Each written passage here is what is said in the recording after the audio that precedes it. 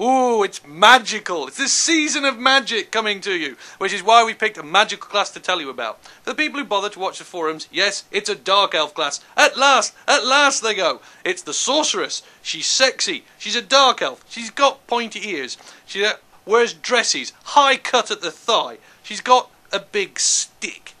She wanders around elegantly, twiddling her fingers with very nasty nails on, casting awesome magic. This is death magic. From the background, the sorceresses are these marvellous school of magic that Malekith, leader of the Dark Elves, uses to marshal all the forces of energy and attack and danger and death magic and awesomeness. They have great big schools and they wander around and cause an awful lot of trouble.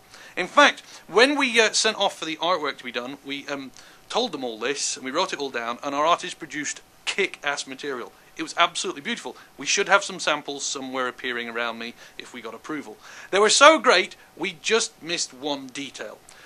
I hadn't bothered to say, actually, they're very, very girly. And so when they came back, we had some boy sorcerers. And I tell you what, they absolutely rocked. They looked fantastic. So we looked at them and went, gosh, that's great. That's super great. That's beyond fabulous. And then we thought, are we allowed them? So we went back, looked in the history, and we are! That's the beauty of doing a game like this.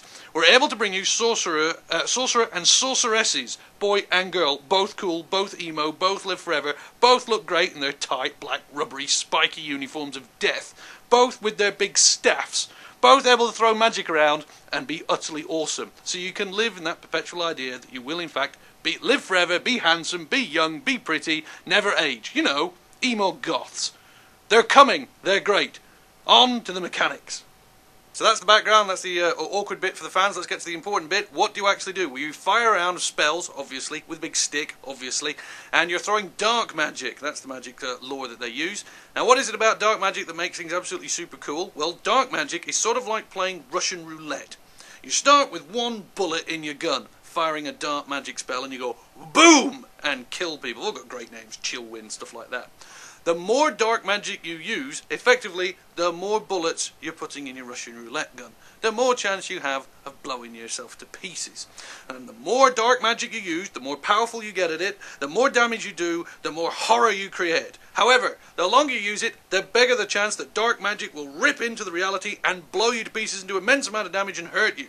So you're sort of playing a guessing game. Do I keep blowing things up and run the risk of blowing myself up, or do I hold back? Do I wait? Do I allow it to drain away from me and siphon off before I go after it again? When you're in those twitchy combat moments, you go for it just to kill the big giant, and instead your head explodes. It's chaos, baby. You're going to love it. The Sorcerer.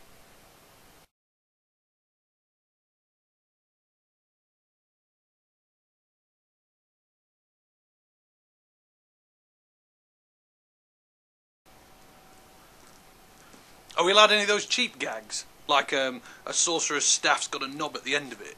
Anything like that? Or, no. Just, so be enthusiastic and sorcery. And somehow mention boys. Yeah. Easy job. Yeah, I can explain this to my children. Fine. What did you do today, Dad?